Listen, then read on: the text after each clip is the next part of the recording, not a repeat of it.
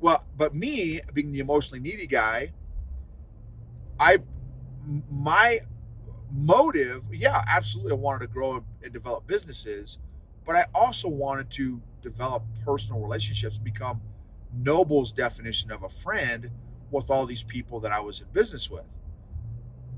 Again, that was all subconscious. I had no idea that that's all the dynamic that was going on. Only to realize dynamic number three that was going on is all those relationships, the hundreds of relationships that I pursued and developed over 20 plus years were all 100% conditional and performance based. I didn't realize that at the time. I didn't know that at the time. Everyone seemed like they were my friend that I had developed relationships with over 20 some years, my quote unquote close friends in business. Um, Not realizing that as soon as you start thinking differently than that crowd, you are immediately what's called PNG'd, persona non grata. You don't exist anymore. That people in the business are not allowed to talk to you because you may quote unquote corrupt their thinking. And so, and then the term was steal their dream. That was all part of the control and manipulation of relationships. Welcome to the EQ Gangster podcast, where you will learn practical tools to grow your mental and emotional health and intelligence to be the best version of yourself, both at work and at home. It is real, raw, and transformational. The journey of emotional growth isn't easy, but it's worth it. I believe in you.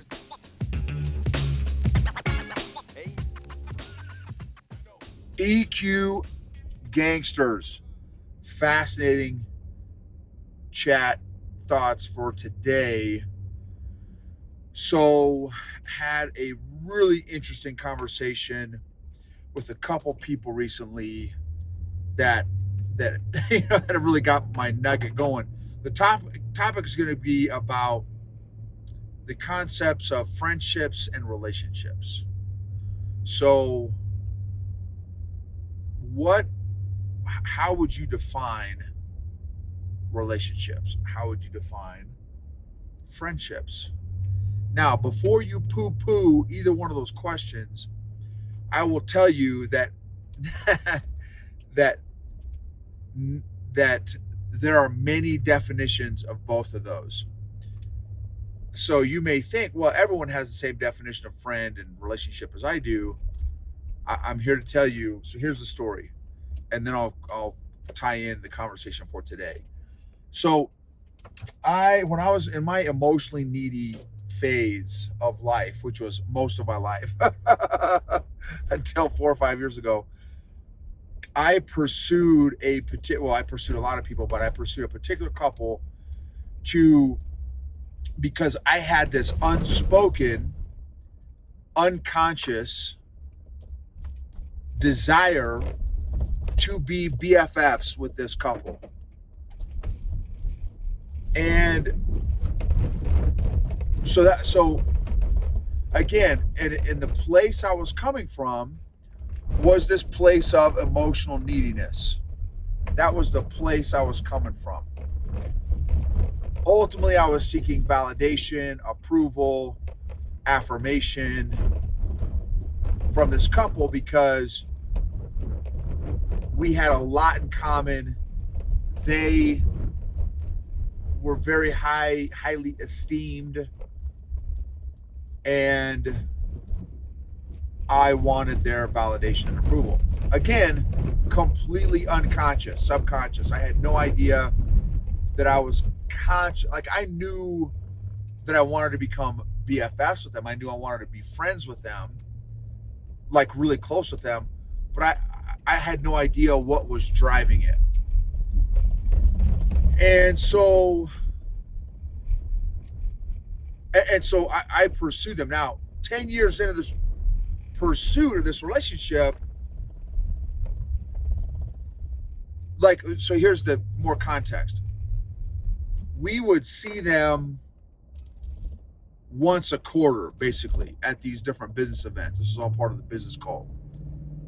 And we would see them once a quarter. And the majority of the time we were talking business. When we weren't talking business, I would ask them questions about themselves and their kids. And they dug it. For the most part, they dug it. Other than the fact that, they're very private, so it took them a while for them to open up to me. But once they realized, okay, he's genuine and he genuinely is interested, they slowly kind of, let me in, so to speak. And then, so 10 years in, but again, still 10 years of pursuit, very intentional, active pursuit of that relationship. That's about it. We would talk once a quarter, and it was, again, the majority of the conversations were business. And so,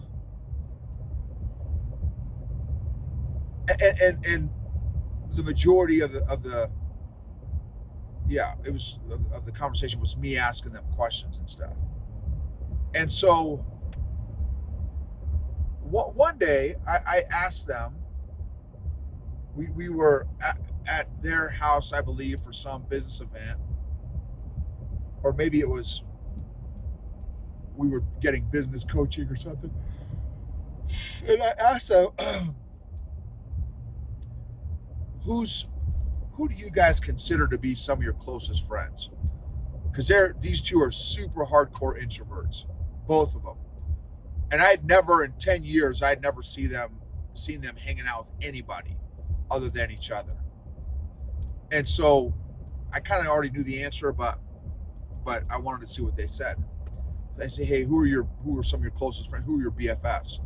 And they're like, oh man, you guys, definitely. And that was my first clue that, okay, there are definitely different definitions of friendships and BFFs and relationships. Because in my head, I was thinking, dude, we see you once a quarter at a business event. When we get together, 70 to 80% of the time is talking about business. 20% of the time is talking about your kids. And the other 10% is what miscellaneous stuff, whatever. So I'm thinking, wow, these guys think that we're their closest friends. And like that's the extent of the relationship. And so then I said, okay, well, how do you guys define friend? Like, what does that even mean to you? Like, oh, it's someone that shares similar values and has some similar interests, and like people like in business together. I said, oh, okay. So again, very different than my definition of friendship. Now, it took me a whole another 10 years. This is how self-aware I was and how socially aware I was. I'm being facetious. And how emotionally needy and emotionally clueless I was, because I pursued them for another decade, not realizing that they did not want my definition of friendship or relationship with us. By their actions for 2 decades, they made it very crystal that the relationship is based on business, period. So if we're going to get together, we're going to talk business, and that is the foundation of our relationship, is business. And again, being how bright I was, it took me 20 years to figure that out. And what happened was, as soon as I started to grow, my emotional intelligence, started getting therapy, going to therapy and counseling and stuff, to the therapist guy, and I started to realize, oh crap, I've been emotionally needy this whole time. I invited this couple over after, again, 2 decades of pursuing this relationship with them. And they were sitting in our living room, and I said, hey, I brought you guys here today. to just to tell you to apologize to you guys. I want to say I'm sorry. And they're like, well, man, what's up, Noble? What's the deal? I'm like, well, I just want to apologize for pursuing a relationship with you guys that you guys have never wanted. I've been pursuing my definition of friendship and relationship with you guys, and it's taken me 20 years to realize that that's just not how you roll. You guys have no desire to have friends like I define friends. Because, and the other thing that I did not mention is they said, oh, well, no, but we have all kinds of friends. And it's all the people that I know that I was close with, also in business together. And I know that none of these other people think that they were close with this particular couple. So again, I'm like, okay, this particular couple's, their self-awareness and social awareness is very off, because they think that they're close with all these different people, and none of them think that they're close with this particular couple. And so which is just another point of data point or a reference point in terms of relationships. And so when I told them, hey, yeah, so just so you know, it's taken me 20 years and I apologize, and I've realized that I've been pursuing this relationship with you guys, the impossible dream, so to speak, from a place of my own emotional neediness. You never signed up to be my friend. You never agreed to be my friend. You know what I mean? Like, it's not your fault. It's 100% my fault. So I take total ownership and responsibility for, number one, pursuing this relationship, a personal relationship in a business context. Number two, I also apologize for being emotionally needy and therefore pursuing this relationship. And three, I apologize. I'm sorry for putting you guys in an awkward, uncomfortable position, because again, you guys have never desired or expressed a desire to be anything other than in a business together and having a business relationship. So anyway, so I said, hey, look, just so you guys know, you will never have to worry about me talking to you guys again unless I have a question specifically about business. So there's that dynamic. There's that file that I have about, and that was kind of when I realized, okay, there are different definitions of friends and relationships out there. The other file that I had in that business cult was,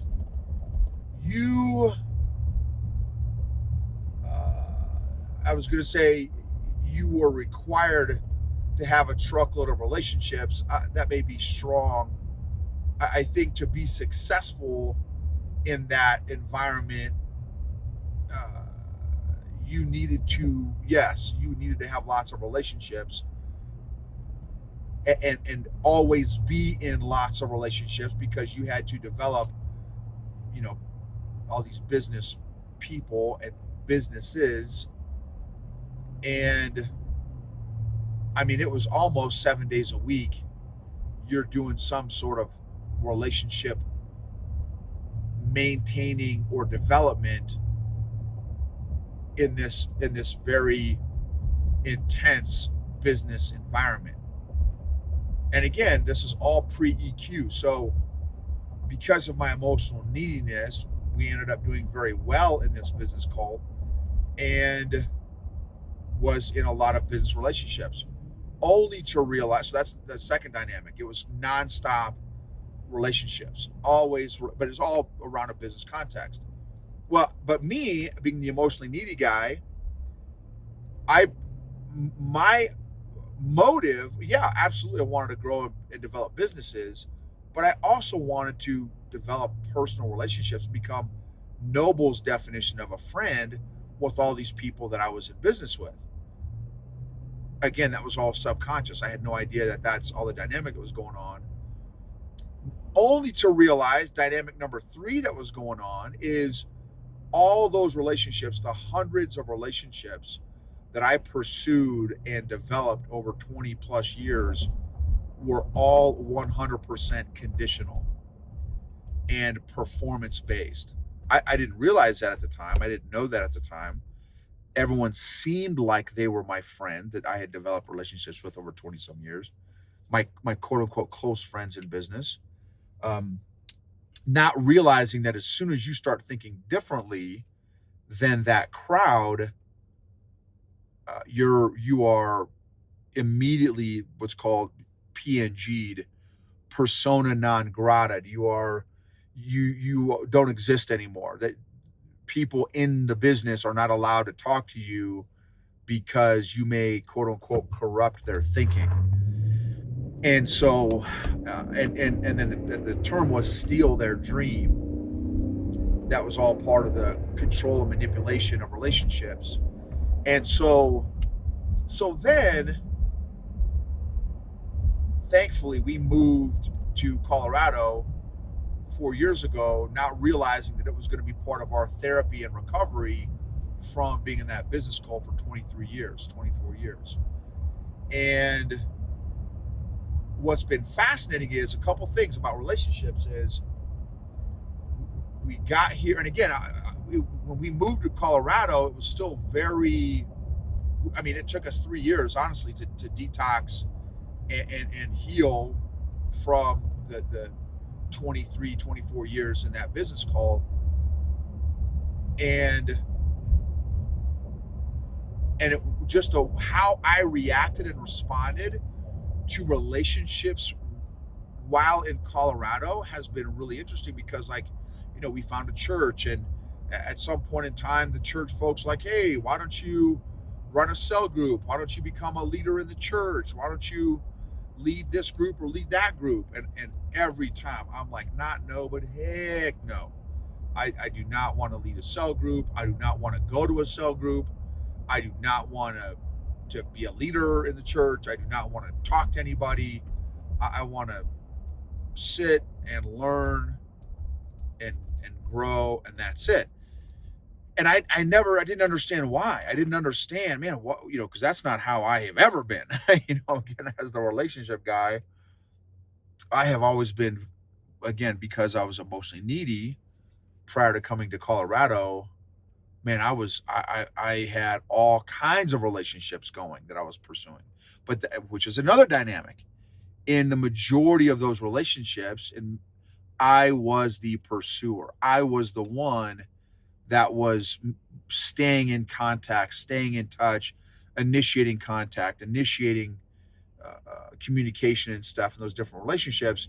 And then as soon as I started to get healthier emotionally, I'm like, okay, why am I the one that is the one that's pursuing and kind of carrying this relationship? And then of course the other dynamic that I experienced once we moved is there was one person out of no exaggeration, at least 100 relationships that I had personally developed over the course of no joke 20 some years. One guy kept in touch with me when we moved from North Carolina, which made it very crystal to me. I mean, it was confirmation that environment was very unhealthy. Out of 100 relationships that I had been pursuing and developing for 2 decades, to have one person stay in touch and check in on me and, hey, dude, what's going on? What's the deal? And it was just very, very, what do you call it? It was very eye-opening. Eye-opening is the word I'm looking for. And so, because anyway, we can talk about what, if you think that's a good idea or a bad idea, because the same thing as the military. A lot of military relationships are very similar. That it's out of sight, out of mind. And also I know in the military, in my particular unit that I was in, the 82nd Airborne Division, if you thought differently, it's amazing the organizations that have brainwashing figured out. there's a lot of brainwashing that goes on in our country, in the US. I'll speak for the US, on media, on social media, on news outlets, on, man, in schools, in colleges, in churches. And so it's been amazing as we've gotten healthier emotionally to like, wow, okay, that there seems to be an agenda there. Ooh, there definitely seems to be an agenda there. Ooh, that's definitely that's not very emotionally healthy in communicating that particular message. So anyway, just some fascinating stuff. So that's all the background and context. Well, then what happened was, so I go today to my, I get a massage every now and then. Normally it was monthly, but because of my travels and stuff, this is the first time in a few months. Well, my massage therapist, super lady. She's maybe 5 or 6 years older than me. She has 5. So she said, it's so funny. I'm going to quote her. She said, Noble, because I asked her, I was like, hey, how many homies do you have? She's like, I have 30 people that would help me move. That if I called them up, I have 30 homies that would help me move. She said, I have 5 that would help me bury dead bodies. Is that not an awesome quote? I thought, man, that is a great, fascinating perspective. I mean, but let's start with the 30 people to help you. Holy cow, that's crazy. 30 people. Think about that, y'all. How many people, if you picked up the phone and said, hey, we're moving across country, can you come over this weekend and help me move? How many people would like sign up for that? Like legit, let me spend all day, 10 hours this weekend to help you move. I'm going to go out on a limb and that's probably a pretty short list. Now, aside from the business cult, when we were in the business cult, we had all kinds of people show up because of these very conditional performance-based relationships that we were in. So, but now, it's going to be very different. And then to have 5 people to bury bodies, right? Which obviously is a joke, but it was just like, she was using that as a way to describe how close she has, has these relationships. And so that's no joke. And I said, okay, so then which this was all super fascinating to me. So I started to ask her all kinds of questions about these 5 BFFs that she's got. Because again, I'm looking at relationships very differently because I know that the where I'm at right now in terms of relationships is not probably the healthiest because I've gone to the other extreme, right? So for 20 some years, I was in the extreme of emotionally needy and I've got to be in all these relationships because of business. And then I've gone to the other side of the pendulum where I don't want to be in any relationships and talk to anybody or get to know anybody because the story is nobody really cares. As was, again, that's the narrative that I created from my 24 years of pursuing relationships and then realizing that only one person kept in touch out of 100 to 200 relationships I developed. So the story that I came up with was, well, nobody really cares unless there's some sort of financial motivation. And so I'm trying to redevelop or relearn this concept of relationships from an emotionally healthy perspective now that I'm not in this emotionally needy spot or place anymore. And I'm still working on my stuff, obviously, but definitely not as emotionally needy or whatever as I used to be. And she said her 5 BFFs, they don't know each other. I mean, some of them know of each other, but the 5, they don't hang out with each other. She's homies with each of these 5. they're within 5 to 10 years age of her. Most of them are older than she is by 5 or 10 years, and she meets with each of them monthly. Monthly, she meets for and the uh, what do you call it? Least the shortest relationship that she has had has been like 10 years. Then another one, it was 15 years. Another one, it was like 20 years. Another 25. And then another one, like the fifth one was like 30 years or 35 years. And I'm like, wow. And so then I just asked her, okay, well, why these five? And what do you get out of it? What do you get out of the relationship? And who carries the relationship? And who reaches out to who to set up the meetings? And it was just fascinating. So that's my thing for you all is, what is the emotional place that you are in relationship with those around you? And then do a relationship audit. Tier 1, tier 2, tier 3. Tier 1 would be your inner circle homies. Tier 2 would be the kind of like your acquaintance homies. And tier 3 is like, hey, I see them at, I see them at church, or I see them at work, but you're not like homies. Do a relationship audit. And then again, try to see if you can like do an assessment, like, and okay, what relationship, what emotional state are you in those relationships from? What emotional place?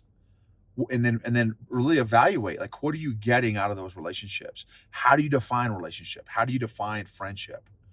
What are you getting from or out of those relationships? What are you giving to those relationships? Another client I had, a client, one of the clients that I've got, she has been divorced for a hot minute. She's a little bit older than me, and I won't go into too much detail, but she, let's say, she is an introvert and has not put a whole lot of effort into any relationships outside of her family. And so, I just challenged her a little bit, because friendships are, so for extrovert probably has more friends. Some of them may be as deep as an introvert's friends. They may not be as deep. And again, it is what it is. I'm not making judgment, but maybe an extrovert has some super deep friends. Another dynamic we talk about was men.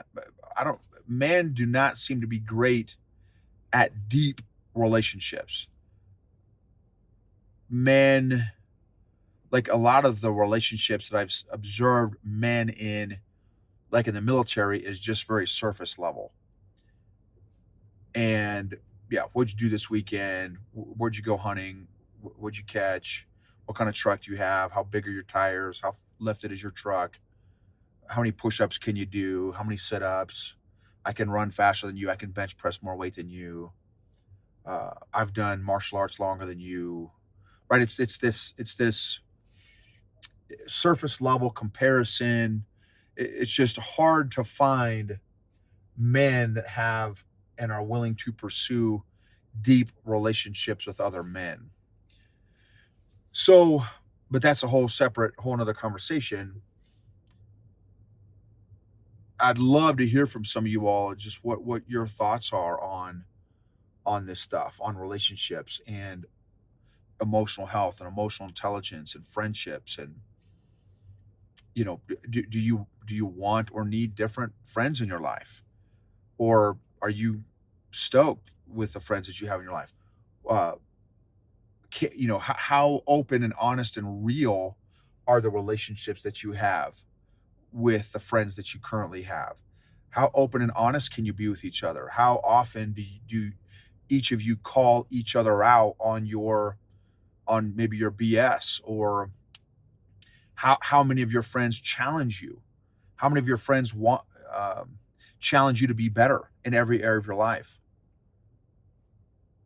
So anyway, there's just some, as I'm redeveloping kind of my understanding of relationships, or what is a healthy, what does an emotionally healthy relationship look like with people? What does that look like? So anyway, some thoughts to chew on. Thank you for being a part of this journey with me, and I'd love to hear some of your thoughts on this whole concept of friendships and relationships and how you might define it and who you spend time with and how frequently you spend time with them. And if you would want more, if you'd want less, or how maybe how tight your relationship is with your spouse. Do you want it tighter? Is it too tight? Because that's another dynamic. There's another one. My therapist from 4 or 5 years ago, he said, in a couple, he said 99% of couples that I've met, one of the spouses wants intimacy and the other spouse doesn't want intimacy. That's a whole nother dynamic, right? A whole nother conversation. So anyway, a lot of stuff to chew on. Want to see what your thoughts are. Love to hear from you guys. Thanks for all the YouTube peeps out there. You see, I've got my Brazilian Jiu-Jitsu and tacos hoodie on, getting ready to actually to go to Jiu-Jitsu right now and get smacked down by all these awesome folks. And thank you. Thanks for being willing to grow and learn.